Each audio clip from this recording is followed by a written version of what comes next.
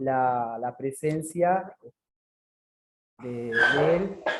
En principio, para charlar, él va a comentar un poco las implicancias que tiene en términos de educación la elección o la política que llevó adelante Bolsonaro en Brasil y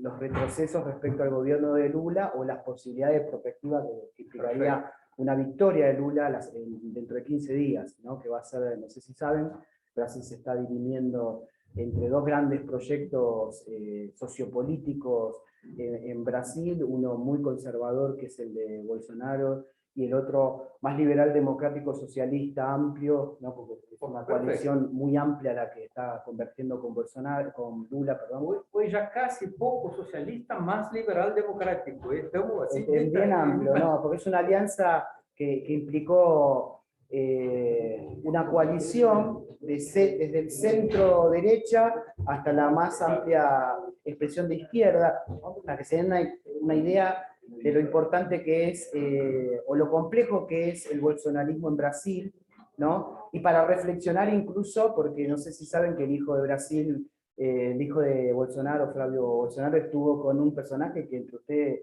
está calando hondo, que se llama Milei, ¿no? Y tiene un vínculo. Y ahora le explican ustedes. ¿Cómo el Bolsonaro de acá? Exacto, que uno, de hecho, uno se puede reír con Milei de algunas cosas, pero bueno, sacó una importante cantidad de votos en la ciudad de Buenos Aires. Muchos se reían mucho de Bolsonaro hace 6 años atrás. Perfecto. Era casi un arlequín en la política brasileña y termina siendo presidente de la nación, con lo cual no hay que subestimar por ahí la presencia de Milei en la política argentina. Así que bueno, sin más, y agradezco a Mariano Echenique, el subsecretario de Educación Media de la Universidad, nos acompaña acá en la presencia, así que te dejo. Está bien, Ricardo. Bueno, muchas gracias, Ricardo. Yo voy a intentar hablar un castellano portugués. ¿Está bien?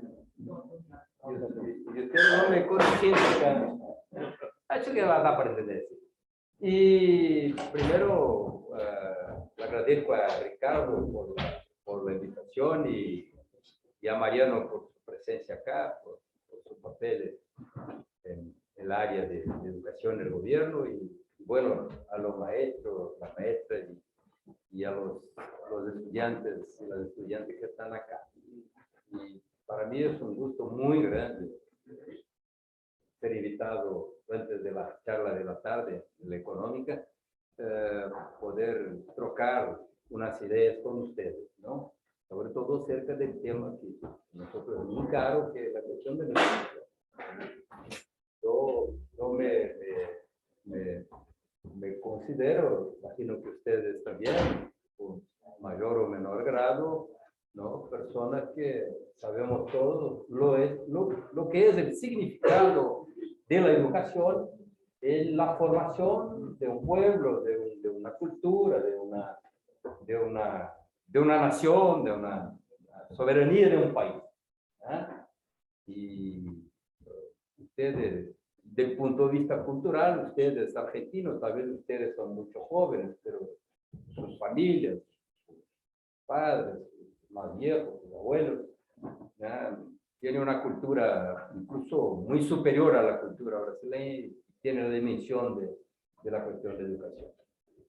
Pero el país de Brasil ha vivido, bueno, vamos a decir así, un periodo muy duro en los años 60, 70, casi igual a ustedes vivieron acá, con un periodo más de la dictadura y cosas del tipo, donde más complejo, el control sobre la formación de las personas fuera otras cosas antidemocráticas muy fuertes y superamos esto en una época, inicio de los años 1803, 4, 5, casi en la época que ustedes con Alfonsín y de Correia superaron acá. Ayer incluso vi la película de Darín acerca del tema. Alguna cosa no entendí bien, pero en general lo entendí. En general lo comprendí.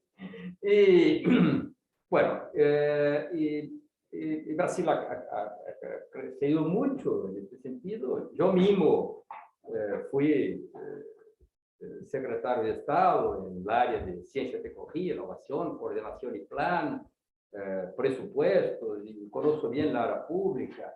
Y participé en los años 90, inicio de los años 2000, de una comisión nacional de Brasil que ha discutido la reestructuración, puede ser el tema, reestructuración de la financiación de los presupuestos, ¿no? A la educación, a la ciencia, a la tecnología y la innovación. Y el Brasil ha dado un salto. Si el Brasil investiga como 0,5% del PBI en ciencia, tecnología e innovación, 0,5%. Y estaba un tiempo atrás casi invirtiendo 1,5, 1,5. Y tendríamos una estrategia de invertir casi 3 puntos del PBI. Sería un investimento de los países del primer mundo. Pero esto en la ciencia y tecnología. Y la educación, damos un salto absolutamente extraordinario en la educación básica, en las creches, no sé si se llaman creches para los niños. Maternidad. A la maternidad, a la escuela de los niños. Inicial. Maternidad, a los niños, a los adolescentes, ¿no? A la escuela básica, a la escuela media, y también al ensino superior y el ensino tecnológico, técnico, ¿no? Para ustedes tener una idea, en un poco más de 6 años, Lula ha creado más de 100 escuelas técnicas en el país. Más de 100 escuelas técnicas en el país. En los años 2004, 2010, 2012, no sé. 14, ya sé. Más de 100 escuelas técnicas. Y una expansión en el ensino superior como nunca ha existido en el Brasil. Yo iba recuerdo el número, Villa, de Sí. 1,5 millones de universitarios que tenía cuando Lula pasó, en el 2003, pasó en el 2015 a 7 millones. Perfecto, 7 millones. Perfecto. 1,5, 7 millones. Sí. Y los presupuestos, nosotros tenemos un fondo que se llama FUNDED, que es el Fondo de Financiación a la Educación, que ha dado un salto absolutamente extraordinario. Y tenemos 3 agencias de apoyo a la educación, a la ciencia y tecnología. Una se llama CAPES, que hace formación de recursos humanos, sobre todo profesores, y posgrado. Ha recibido recursos como nunca la CAPES. Y la área de ciencia, tecnología e innovación, hay 2 agencias, una que se llama CNPq, que es más de bolsas a los becas de los pibes, de los alumnos y alumnas, y otra que es la FINEP, que es tecnología e innovación entre una empresa y un centro de pesquisa. Hacer la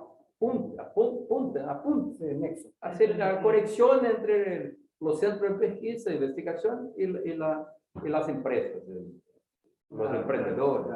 Una cuestión. Claro, por favor. Si puede ser ahora. Claro, por favor.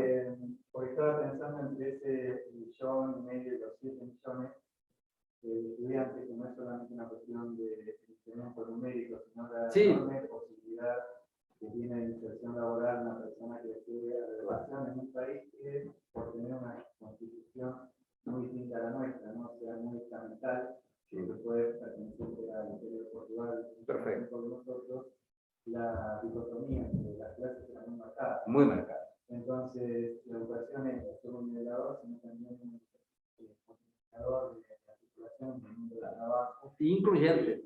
Inclusión social, ¿no? Sobre todo. Me parece muy interesante ese número, más que nada por Perfecto. todo lo que traslada. Claro. Adelante, con estos jóvenes que seguramente eran de primera generación universitaria en gran medida. Y el acceso a la universidad, yo soy de una época que era para accesar a la universidad es una parcela muy chica, todos somos, ¿no?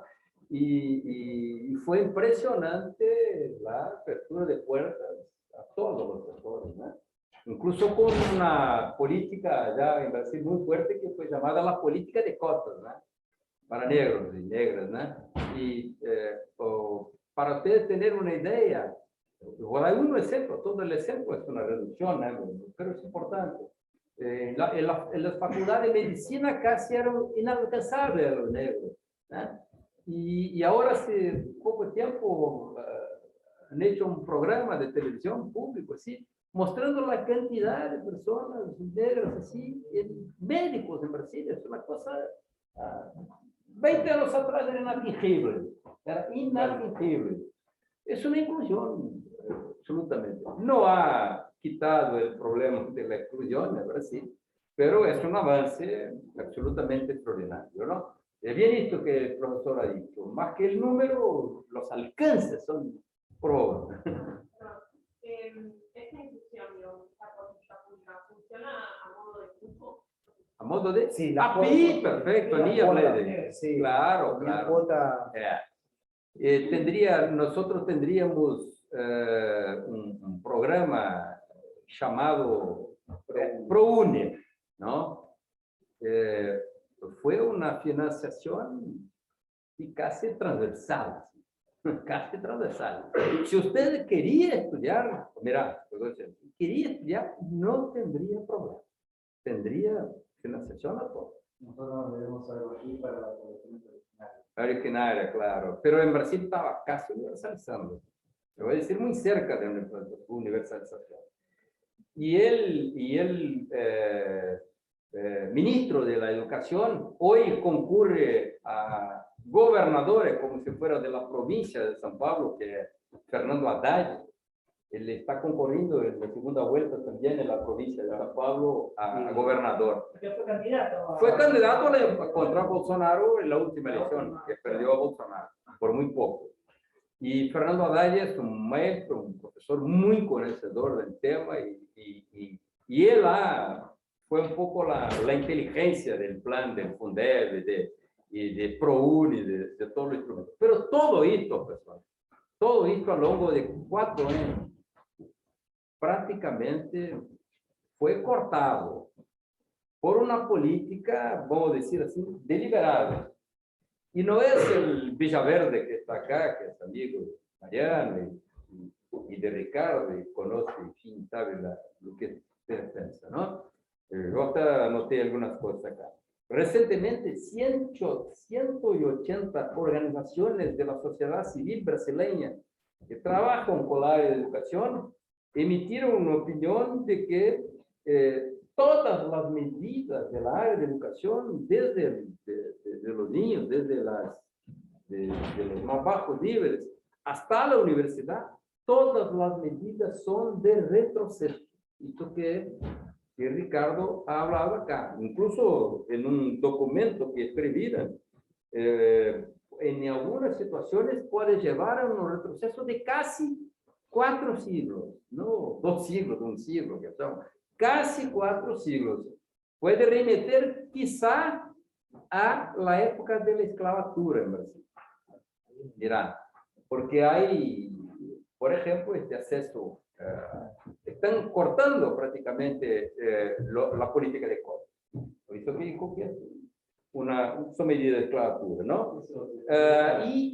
Perdón, lo que eso se expresa en alguna medida en los últimos dichos de Bolsonaro. Claro. Respecto de la gente que votó en el norte. Pero el norte del país tiene una diferencia así, razonable, por formación, todo, del centro del país, del más abajo. Como todo el país tiene su desigualdad histórica, no es lo que inventamos, histórica, ¿no? Es como si fuera Salta y Buenos Aires, como si fuera Jujuy y Buenos Aires. El nordeste, nosotros llamamos nordeste. Y Bolsonaro ha hecho chiste de los nordestinos por falta de formación. Claro, avance de educación muy fuerte y hay algunos lugares que la educación es mejor que el sudeste. Hoy es mejor que el sudeste. Por todas las inversiones que hubieran en los últimos años. porque tiene una cultura que es atrasada, histórica, era atrasada, pero se igualó mucho. Por esto, por estas iniciativas de la época, vamos llamar así, de la era Lula, vamos llamar así, una era, como guardar las proporciones, como el periodo de Perón y otros, así, Getúlio, nosotros hablamos. Entonces, ustedes imaginan las escuelas públicas, tradicionales, las escuelas de niños y adolescentes, están siendo transformadas en escuelas militares.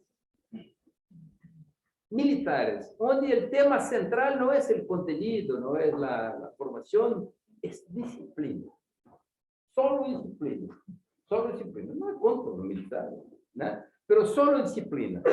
El programa de alfabetización, sobre todo ahora en la época de la pandemia, los recursos cayeron, las escuelas cerraron y eran el Ministerio de Educación de Brasil, llamado MEC. El ministerio está casi cerrado. Usted va al ministerio, no, las puertas están casi cerradas, como si fuera una fajada todo el ministerio. Y una narrativa, un discurso que el colegio tradicional, la escuela pública, lo que junta a los alumnos, que cría esta noción democrática,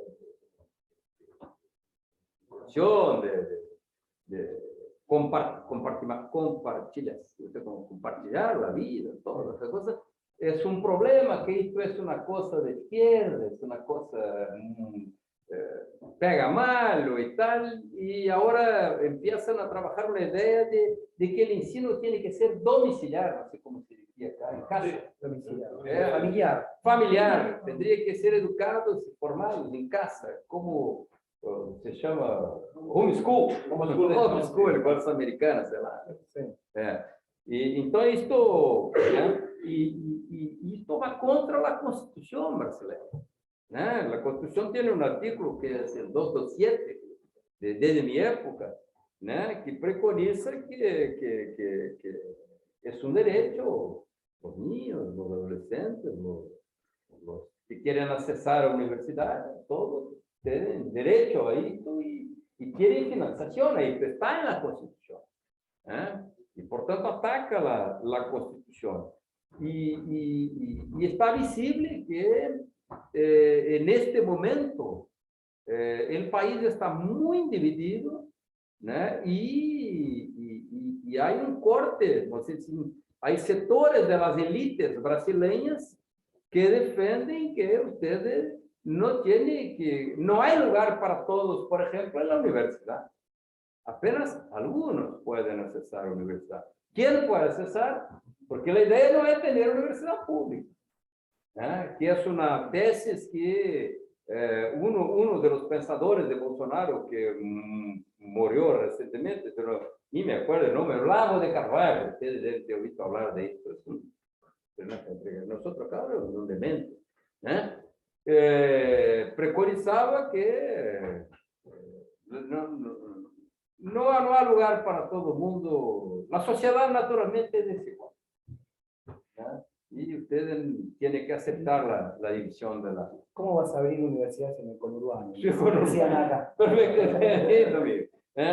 Entonces, esto atingió, por ejemplo, los cortes en los salarios de los profesores, del colegio a la universidad, la escuela a la universidad, los presupuestos para la manutención de las escuelas y de la universidad, de los centros de pesquisa, amplificó toda esta situación cuando el Bolsonaro ha tratado muy mal el tema de la pandemia, lo decía que a él, vos, a él, por favor. ¿Por qué pensás que Bolsonaro está haciendo estas políticas? ¿Qué motivo o razón que puede tener? A mí me parece que él, voy a ver si estoy correcto, enganchó en una visión mundial que más o menos defiende esto. Si vos mirás más o menos lo que Trump defiende en los Estados Unidos, que Fox. perfecto, Fox, ¿no? Fox. Boxing. en España, Fox en España, esto, Le Pen en Francia, esta tipo ahora que ganó las elecciones en Italia, Meloni en Italia, no, no sé acá si alguien más fuerte defiende esto, pero nada, quizá no así con la característica de Bolsonaro, pero que sabe casi igual o muy cerca, no, que sabe casi igual o muy cerca, ¿no? Y yo, entonces me parece que es un escenario mundial muy apropiado, donde algunas cosas, así, algunas marcas de este escenario mundial son muy nítidas, ¿no? Son muy visibles, ¿no? Por ejemplo, la regresión, el oscurantismo, la cuestión de la ciencia, por ejemplo, la negación de la ciencia, ¿no? Son negan la ciencia, decían que no era necesario vacunarse, que usted tendría que resistir al COVID, ¿quién tomando cloroquina, quien pedirá vacina eran flacos, personas flacas, ¿no? Pero no solamente que lo decían, además que actuaba políticamente, porque había gobernadores, primero no querían que usen mascarilla, estaba la prohibida, los gobernadores lo hacían. A la vez no querían que compren respiradores. Hubieron gobernadores que tuvieron que hacer contrabando para traer respiradores a su estado. No sé si me entienden la situación. Claro. Contrabando, o sea, por debajo traían otro producto, pero traían respiradores para atender a su población en su estado, en su provincia. Una cosa insólita. Claro. Y critican tanto Venezuela y otros países, y en un momento de crisis del COVID, la Venezuela lo socorrió con oxígeno. No fuera la Venezuela, la tragedia sería peor. ¿No? O pedían nuevamente los médicos cubanos. Pedían nuevamente, porque en el gobierno de Lula hubo una fuerte participación, así como decía en su momento Fidel, Estados Unidos manda gendarmes cuando hay desgracias en Haití, nosotros mandamos médicos, que es lo que hay que mandar. Entonces a Brasil había mandado una cantidad de médicos, donde los médicos, los médicos son muy elitizados, ganan mucho en las áreas más centrales, ningún médico quería trabajar en un centro de salud, no había médicos para el centro de salud. Entonces, lo que había logrado en convenio Lula con el gobierno cubano es traer médicos, que de hecho Cuba forma médicos para América Latina, tiene la Facultad de Ciencias Médicas, creo que se llama Carlos Marx, ¿no? Carlos Marx, sí, Carlos Marx. Y forma beca a estudiantes latinoamericanos para hacer medicina y llevaba médicos a Cuba. Medicina comunitaria. Medicina comunitaria, van a los centros de salud que estaban formados. Y esto, Bolsonaro lo volvió todo. Lo volvió todo. ¿No? Y no tenían más chicos para la atención primaria inmediata, ¿no?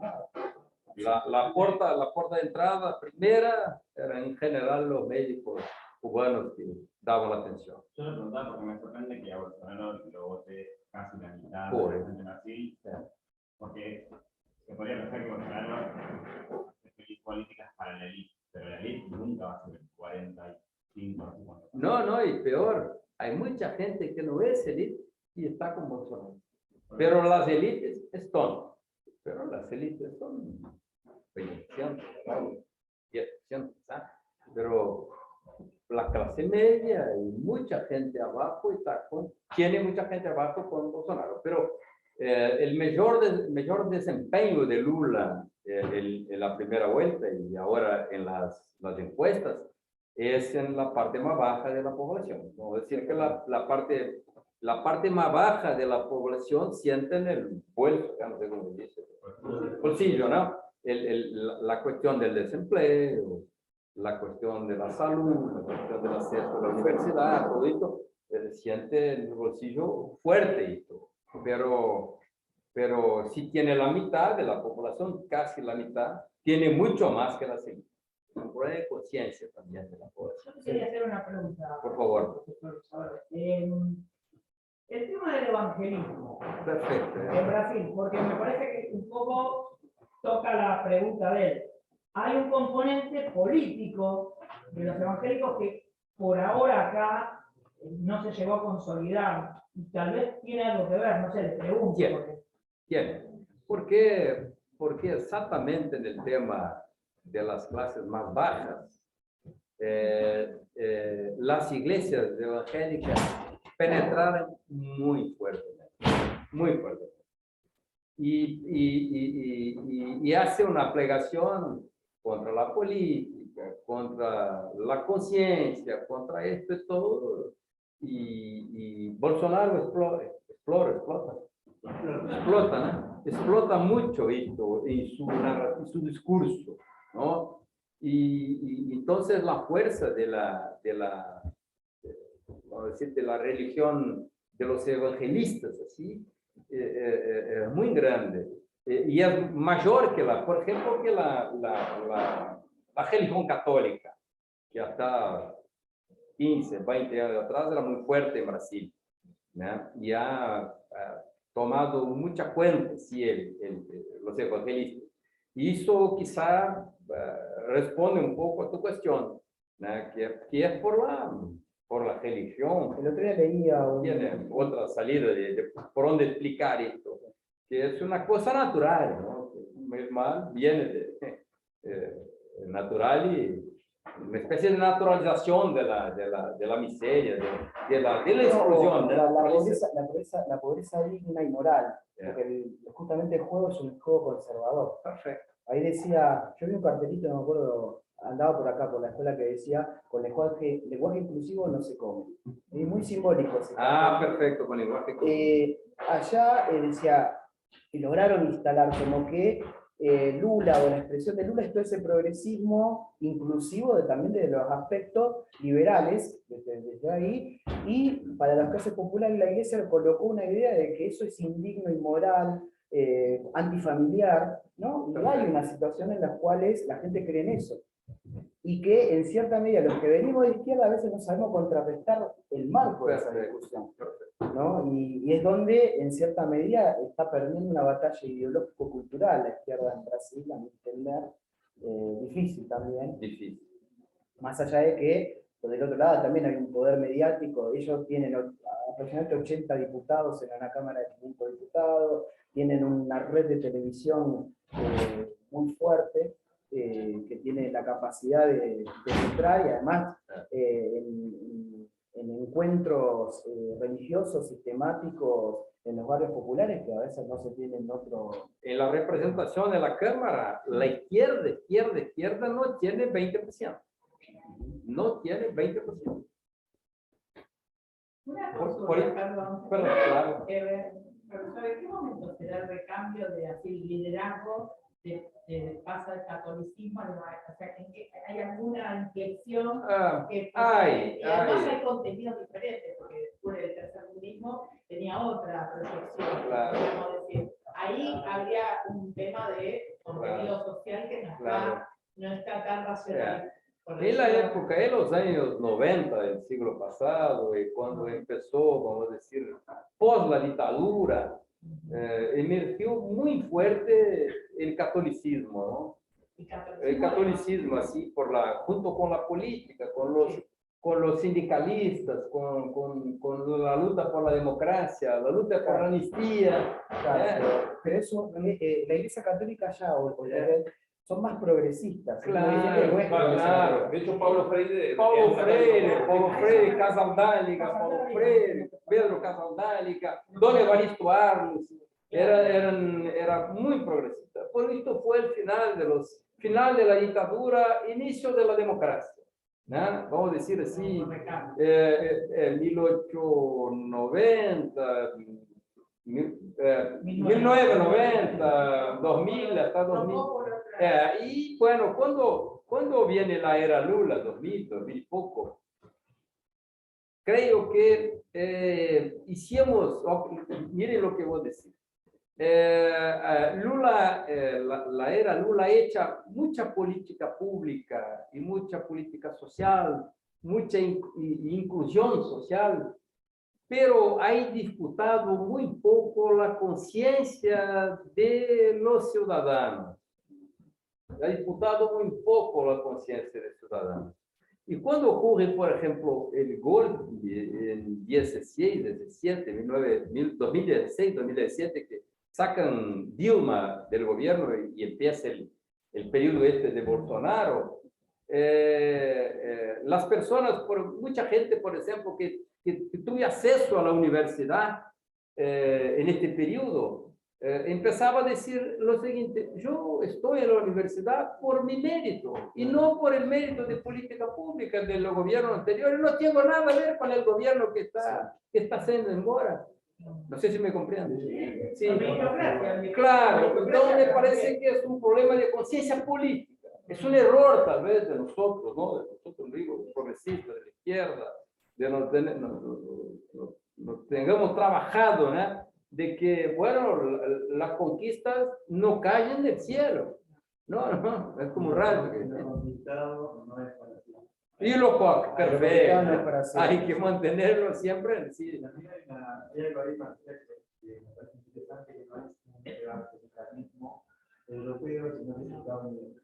Sí.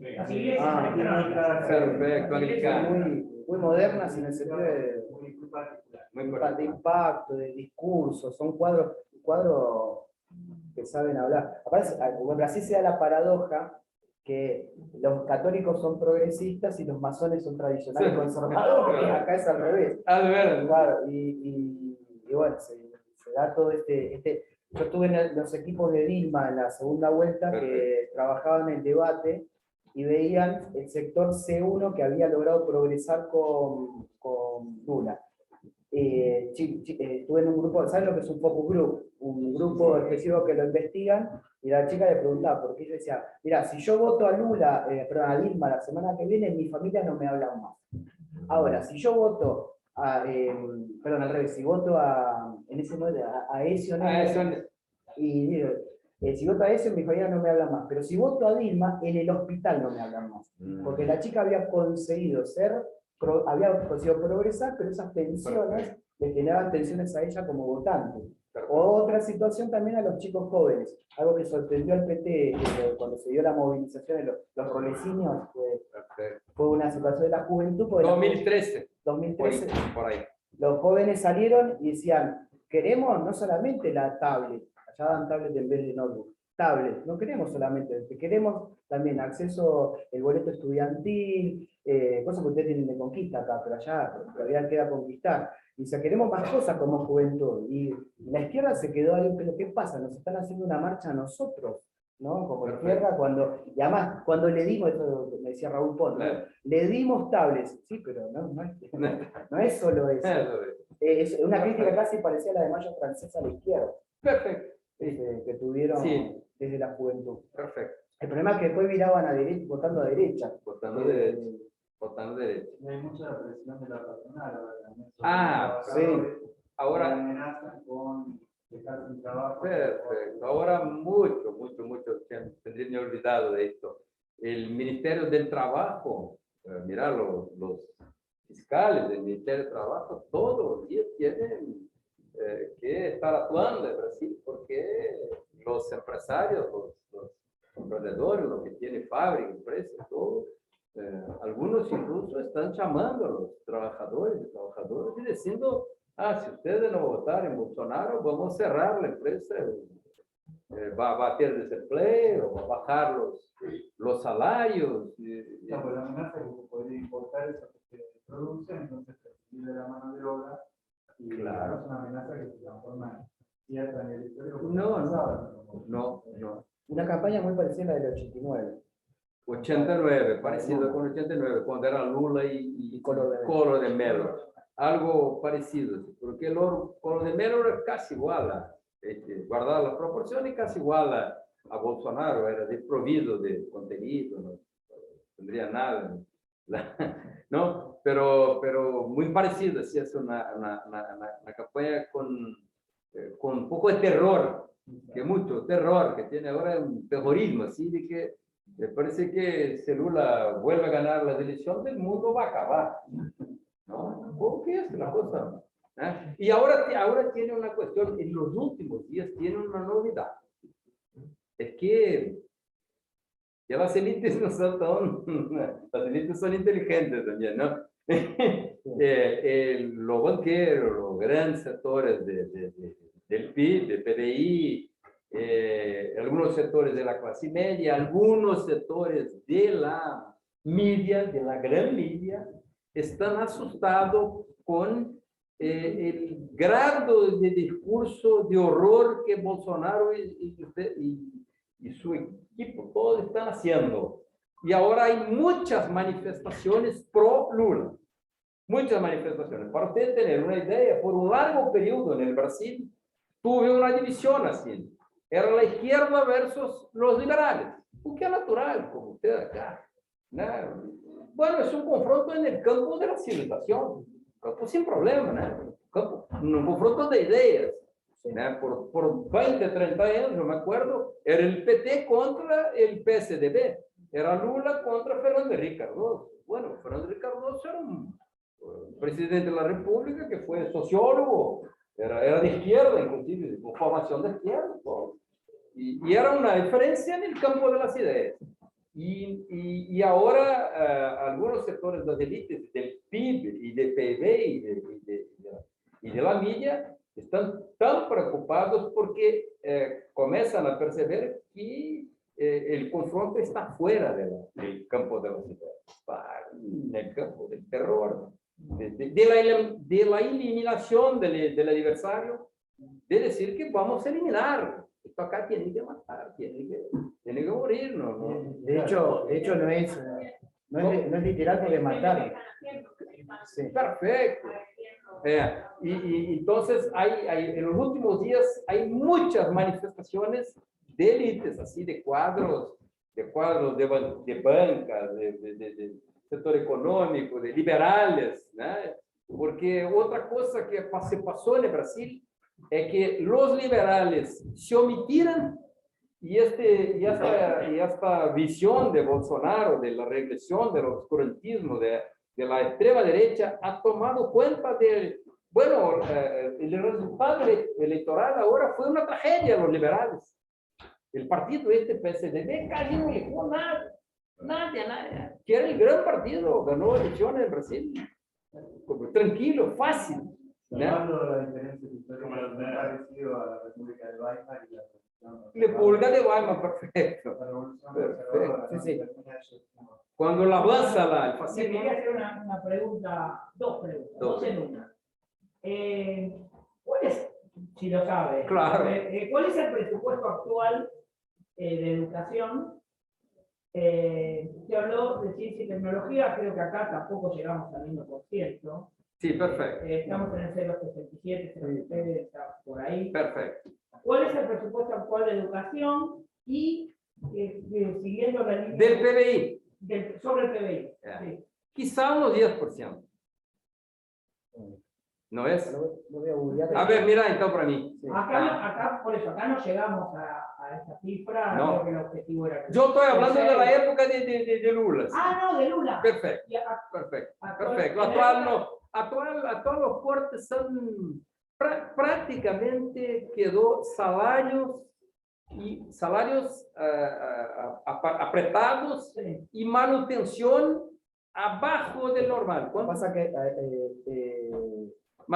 rige la I-20 en Brasil? La I-20 tengo la 20. Sí, 17, que es perfecto. A ver. El anterior, Michel Temer, sacó una ley que no ley, es un acta institucional, con lo cual tiene nivel constitucional. Perfecto. Que restringe el aumento presupuestario hacia futuro, con lo cual los congeló por 20 años. Entonces, va a ser una situación cambiar esa situación. O sea, eso es grave de por sí. Congeló y dos, va después de atingido los 20 años, va a voltar despacito, no vuelta todo. Claro. 10%, 20, 30, 40, para volver al normal. Bien. Tiene que el presidente, si Lula gana las elecciones, tiene que bajar un decreto acabando. Eso lo puede hacer por decreto. Claro, puede ser por decreto. Y otra pregunta, 6,9 está la pregunta. 6,9, pero debe ter estado 10 con nosotros. Eso seguro. Bueno, es un logro. Claro, porque eran los objetivos que se habían planteado en el milenio en su momento. Perfecto. Y eran objetivos que se habían planteado a nivel internacional y que Argentina los estaba llevando. Y una pregunta que me preocupa muchísimo. Sí. Acá los militares dejaron de tener peso en la política. Digamos, no son un factor de poder en el sentido de que puedan propiciar por sí solos, como Fuerzas Armadas, un golpe. Al menos. Sí, como se vivió en el. Claro. ¿Qué pasa allá? No, allá no tendremos esa tranquilidad. No, allá hay un riesgo permanente de que los militares puedan hacer. De hecho, están en la política. Porque ellos están en la política. Tienen, Mira, todos llaman, las hostes de Bolsonaro, todos lo llaman de capitán. Y lo llaman de capitán como si fuera el general mayor del ejército brasileño, ¿no? Entonces, la política, los militares están el tiempo todo, vamos a decir así, como si estuvieran con una lupa, así, y algunos haciendo pronunciamiento, diciendo, oh, cuidado, vuelta. Siempre tiene una pronuncia de alguien, de los militares, diciendo, se calmen, no avance mucho porque si no los militares van a intervenir. Hay siempre recados en ese sentido. Claro, no son recados oficiales. Hamilton Mourão es. Mas siempre hay, vamos a decir así, ¿cómo se dijo un militar jubilado? ¿Cómo se llama? Un retirado. Retirado. Hay siempre un retirado, no un militar que está en la activa. Mas hay siempre en la media, sí, un militar retirado que habla, cuidado que nosotros vamos a volver. Hay recados, hay notas, o sea, hay materias de interior. De hecho, ellos siempre tiene uno hablando. Volvieron a festejar en abril, que es el levantamiento de la dictadura del 64, a reivindicarlo, ¿no? Y a diferencia de Hindenburg, que decía cabo bohemio sobre Hitler, acá al revés, le dicen, él es el capitán, pero lo colocan hasta arriba. Y él fue un militar que salió expulso. Fue expulsado. ¿Sí? Expulsaron del ejército. Perdón, y también puede ser que haya una naturalización de lo que es fuerzas militares dentro de la sociedad. Porque yo estuve en Río de Janeiro hace unos cuantos años y recuerdo que una persona que estaba en turismo me decía, nosotros estamos acostumbrados a andar con el, no dijo con el fusil, pero me dio a entender como que dentro del concepto de empresa estaba el concepto de seguridad y que estaba ya en las fuerzas sociales internalizada la idea de la defensa violenta, digamos, que acá creo que no sé si está, creo que una especie de control por adentro. Por adentro. Claro, una especie de no sé cómo vigilancia. No sé cómo creció esa vigilancia internalizada de manera más individual en los últimos años. Eso fue con la vuelta de Bolsonaro quedó más fuerte. Y durante los periodos de Lula, claramente ha existido una mayor democratización del ejército, estaba más tranquilo, así, claro, nos parecía, ¿no? Nosotros no sabíamos lo que acontecía por abajo, ¿no? Nosotros mirábamos lo que aparece.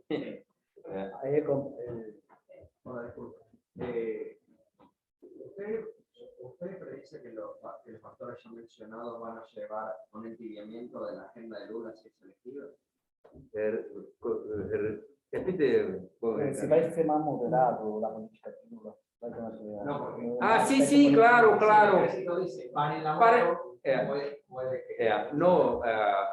Para ganar esta segunda vuelta, Lula ha hecho una alianza política, un arco de alianza muy largo. Y por eso lo dijo que va a ser lejos de ser un gobierno socialista. No sé si te dio bien esto, ¿no? Va a ser un gobierno, yo voy a decir una cosa, si fuera un gobierno liberal, democrático y progresista, está absolutamente espectacular. Pero es porque la situación es una situación de un gobierno de excepción. En Villa ya, olha, casi cerca de un régimen militar. Es casi no. La única cosa que no existe es que no están en la calada de la noche entrando en las casas, prendiendo torturando y poniendo en el avión y jugando en el Río de la Plata. Esto no está aconteciendo, pues parece que no está aconteciendo, ¿no? Pero el control, el horror es lo mismo. Entonces,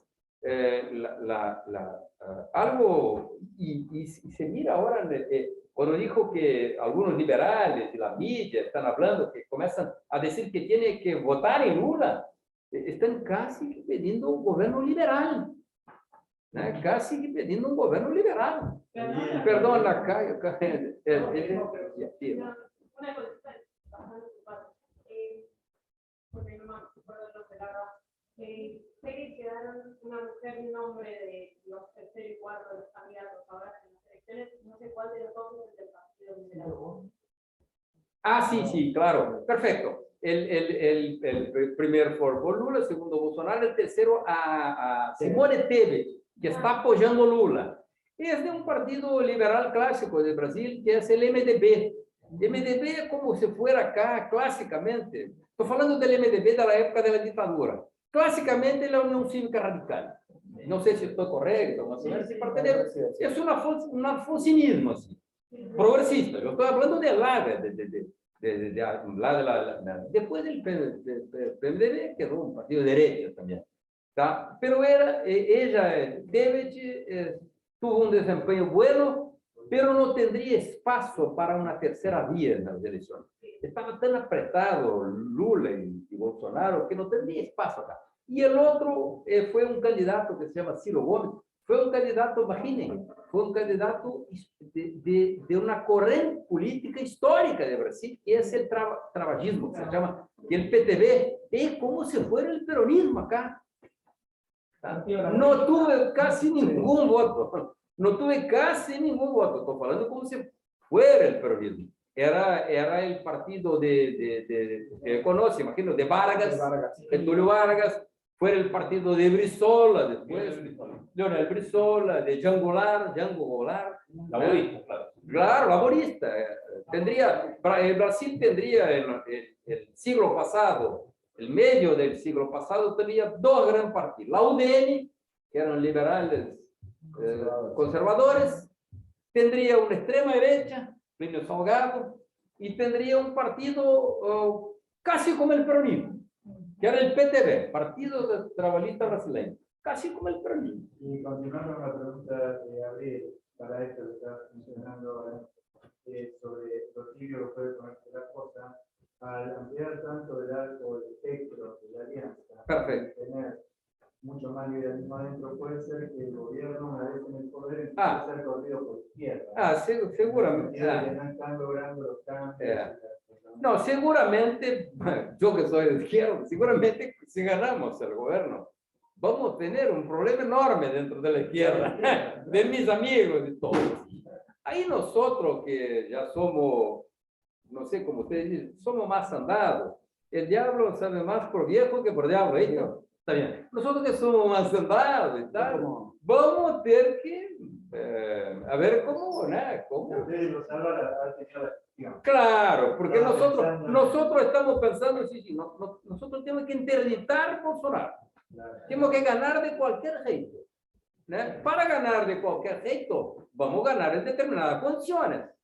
Y no vamos a nos iludir que vamos a ganar en determinadas condiciones, después vamos a llegar al gobierno y vamos a hacer el programa que me gusta Villaverde. No, vamos a hacer el programa concertado, con todo, que es un programa largo. El próximo gobierno Lula, solo para cerrar, debe ser un gobierno de transición hacia la democracia nuevamente. No sé si es un gobierno de transición hacia la democracia nuevamente. Perdón. Sí, pero conectando con esto que están diciendo, porque más allá de que supongamos que gana Lula, ¿qué pensás que podría hacer el gobierno para que, además de mejorar las condiciones de vida transicional de la democracia, que no vuelva a ganar Bolsonaro de nuevo? Porque Lula, digamos, estuvo, no sé, 8 años, hizo todas las mejoras que vos mencionás, y después, bueno, vino Dilma, hizo el tema y ganó Bolsonaro. Entonces, ¿cómo podría hacer el gobierno de Lula para, además de mejorar la situación, asegurarse de que la gente no se vuelque a esas ideologías de nuevo? Solo la victoria de Lula no garante nada. Para te responder, ¿eh? Perfecto.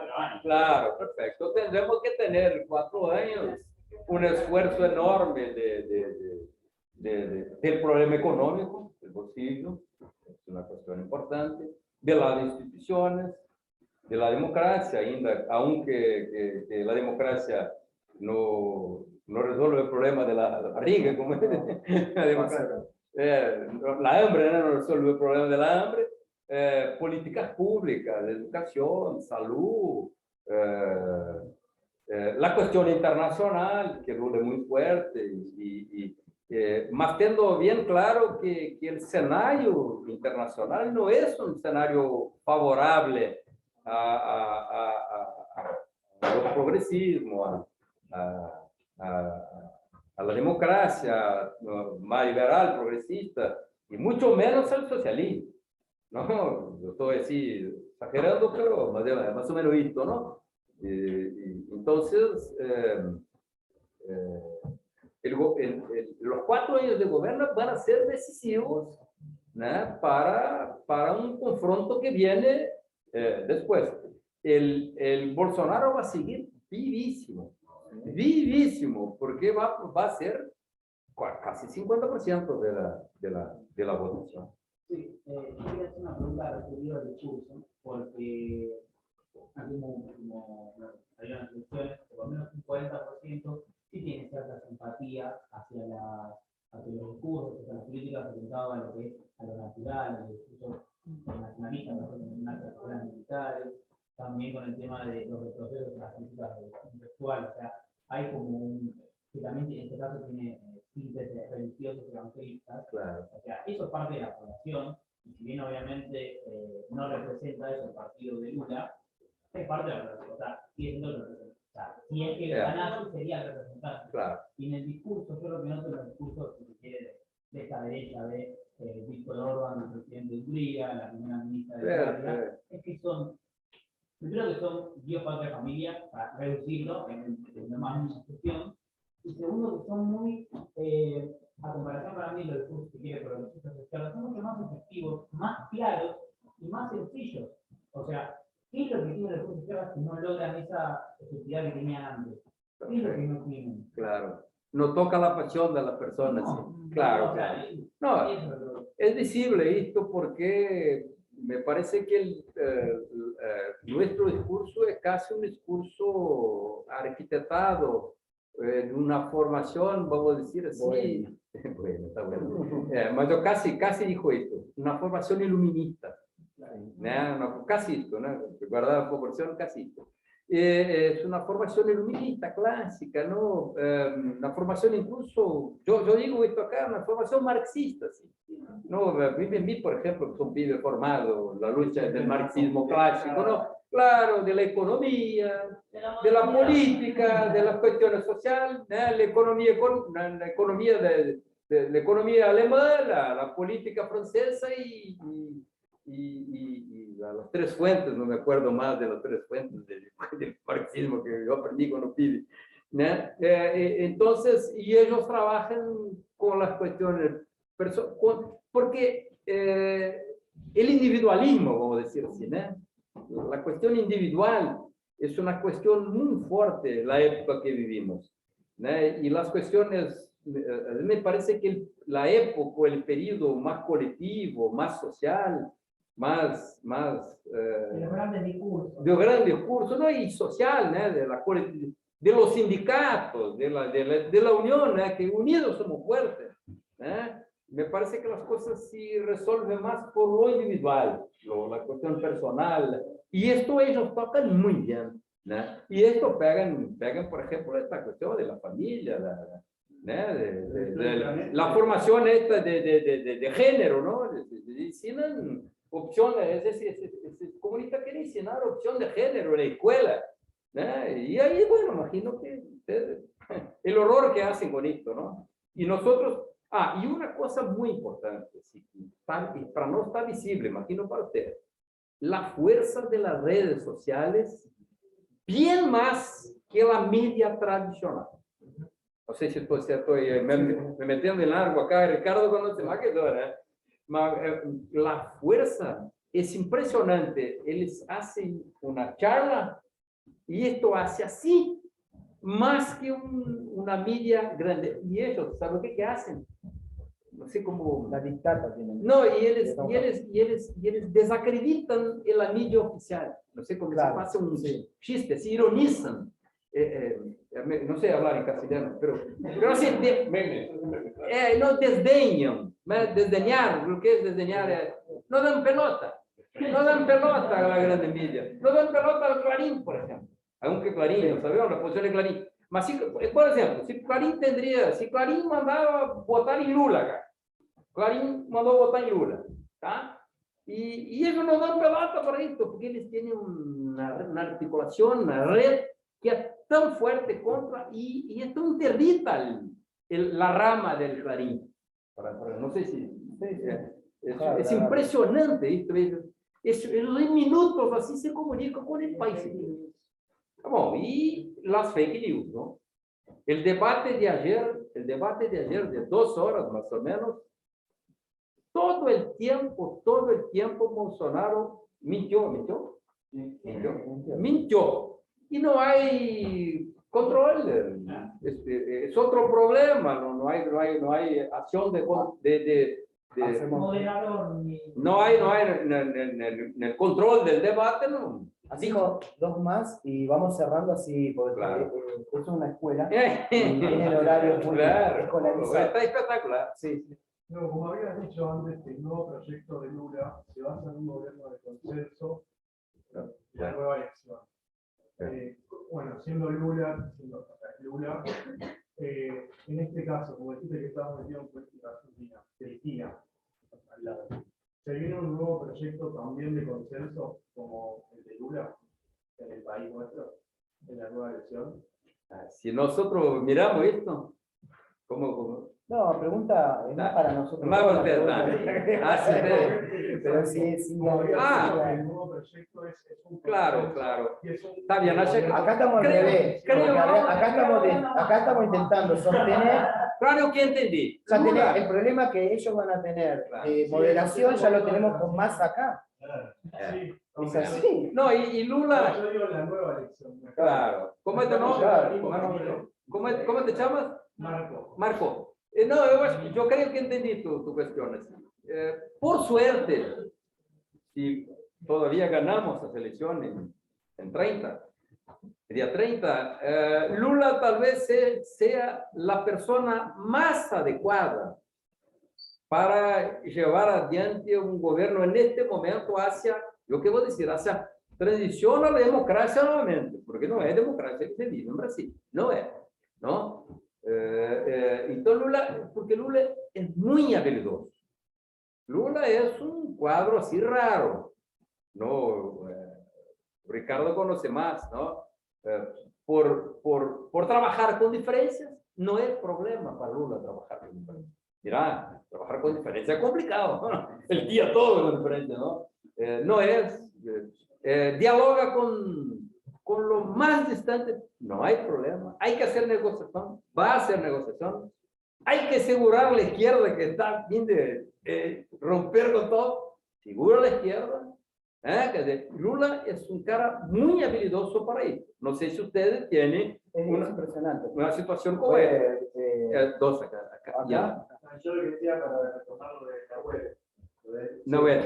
Es que históricamente la derecha siempre se caracterizó por tener un discurso más sencillo, fácil, muy directo, apelando a 2 o 3 ideas que se repiten, y que caldan muy profundo en el imaginario oficial y de la sociedad, y la gente se las apropia, las repite, sin reflexión. Entonces, tal vez eso también contribuya a explicarle a él lo que no decía, por qué gente que pertenece a una clase social distinta, que nos adhiere a esta figura. Claro. A ver, ahí y vamos cerrando, sí. No, iba a decir más o menos lo mismo que Roy, pero se me adelantó. Y quería decir que eso es muy interesante porque el discurso de la izquierda apela a cosas como la razón, la reflexión, mientras que el discurso de Bolsonaro apela a la fake news, a las falacias lógicas. Y me parece que eso también es un argumento de por qué reducen la educación, porque la gente educada le van a enseñar. Claro. Y si no saben, se tragan. Si tenés razón y reflexión, va a incomodar, ¿no? Una pregunta, ¿no? Si se repite dicen los resultados de la primera vuelta, gana Lula como presidente, pero el Senado... Perfecto. Es desigual. Las cámaras quedan desigual, incluso te digo que quedan más, si no me equivoco, quedan más favorables para Bolsonaro. Pero ahí bien. Me da la impresión a mí que va a ser muy difícil para Lula poder tomar medidas. No. Te lo digo porque que no. Te pregunto por eso que Claro. que tú el dialoguista. Te lo digo porque que no. Correcto, numéricamente es ampliamente desfavorable. Ampliamente. De 500 diputados tendremos 100. De 500 tendremos 100. Tendremos 20%. Pero tiene unos 200, 300 diputados que van para el lado del gobierno. Y ahí Lula ya sabe trabajar con él. Yo digo Lula un poco, por esto la amplitud esta de largura del... Entonces, aunque va a tener dificultad, no es tan fácil así como yo hablé acá, pero la esperanza es que Lula saiba trabajar con esto, con esta enorme diferencia. Y que es grande mismo, numéricamente desigual, como 80% de derecha y 20% de izquierda. Claro, ahí el problema es... Claro, ahí habilidad política. Sí, digamos, en la negociación con los sectores más de centro izquierda o de centro en diputados en las cámaras, digamos, o en el diálogo de negociación económica también, esto es un problema, ¿no? De que esté tibio en la situación, como está sucediendo ahora en Chile. Claro. Mas lejos de el próximo, voy a repetir, el próximo gobierno Lula va a ser lejos de las posibilidades del gobierno de Chile. Y es lejos. El gobierno de Chile, que tuvo el problema ahora con la constituyente, pero es un gobierno bien más izquierdo que será el gobierno de Lula. No, el gobierno de Lula, voy a repetir. Me cobren después cuando nos encontraron nuevamente. Ricardo y Mariano, ¿no? Es un gobierno de transición hacia la democracia nuevamente. Pero digo, hay que hacerlo bien, porque acá en Argentina tenemos algo así, lo que pasó con Alberto Fernández, que intentó acordar con todos y perdió con todos. Pero hoy a la izquierda y hoy a la derecha. Perfecto. Que no pase eso. Pero vino acá, pero metió que iba a hacer el edificio en el gimnasio y no lo hizo. Igual no componemos yo conozco bien y no interpreten. Mirá, yo conozco bien y por favor no me interprete mal. A mí me parece que Alberto fue un accidente dentro del peronismo. Fue algo que pareció así como algo, guardando las proporciones un poco como Dilma cuando tuvo que hacer. ¿Está bien, Alberto? Lula no, por eso no se entendí. Lula no es, y este añito lo que tenemos. No sé si Cristina será. Ahí yo voy a hablar y dar una risada acá. Me parece que ahí tendría que... Lula es un cierto punto de encuentro entre la izquierda, los demócratas y los liberales progresistas. Lula es un punto de encuentro. Alberto no es, Alberto fue algo que... Aparte, obviamente... Podría haber sido Alberto o yo. Nada, los dos años sí que... Incluso ganando, perdiendo... Porque el impasse era... Cristina solo no fue por las condiciones de la época, me parece. ¿Estoy errado o no? Era para ser Cristina, ¿no? Ahí ella sacó que tendría que ser Alberto. Del punto de vista electoral, fue correcto. Mi lectura, ahora entre elecciones de gobernar, hay el mundo en el medio. Porque podría suceder lo mismo que sucedió a Brasil. Porque no es que Bolsonaro ganó, Lula estaba proscrito. Lula estaba proscrito. Y eso es lo que iba a suceder con Cristina. No la iban a hacer. Entonces, bueno. Gracias. ¿Tú le dices que va a estar proscrito en la elección? No, en la anterior yo creo que sí, claro. es contrafáctico. Pero justamente ella decide poner a alguien que era, en términos jurídicos, intachable. Era muy, entonces, justamente... Como todo lo vista. Como todo lo es. Pero bueno, de hecho, Dilma Rousseff también era una persona bastante que estaba por encima de las internas del PT, era un cuadro técnico, digamos. Yo fui secretario de Estado, ministro de Estado, junto con Dilma. Nosotros trabajamos juntos. Hicimos Hicimos en Brasil, en Río Grande do Sul y en Brasil, el mapa de la energía eólica de Brasil. El mapa, la técnica, la conocedora. Lo que es preocupante de la energía eólica. Por ahora estás viendo que gana si Lula logra para adelante. Y yo entrevisté el domingo a Félix Sánchez, Sí, tiempo argentino, y dice, el peligro es que haga Aécio Neves, cuando usted sabe que no reconoció las elecciones de Dilma. O sea, él impugna las elecciones, va al tribunal y el tribunal le aprueba la elección. Algo parecido al Gore con Estados Unidos. A eso y fue eso el empezó a desatante deslegitimar a Dilma. Bolsonaro puede llegar a hacer eso también. Claro. Claro, exacto. Impugna la elección y ya te genera un desgaste. Ya te genera un desgaste que va hacia una ingobernabilidad. A eso fuera como el Capitolio. Parece con el tema del Capitolio. A eso no aceptó la elección. Y fue quien startó el golpe a Dilma. Ha dado inicio porque a veces el golpe a Dilma. Y acá el cierre, a veces dice el nazismo llegó democráticamente. No, incluso provocó un fuerte desgaste la República de Weimar hasta que, digamos, lo colocan, además intentan contenerlo institucionalmente y él barre con la institucionalidad. Esa es la lógica que tiene justamente el nazismo y el fascismo. El nazismo solapó por abajo la República de Weimar. Solapó por abajo, ¿no? Era enemigo de todos. En Claro. principio lo odiaban a él y él logró que se odiaran a él. Claro. Que se da, y que la derecha solamente tenga. Bueno, muchas gracias, profesora.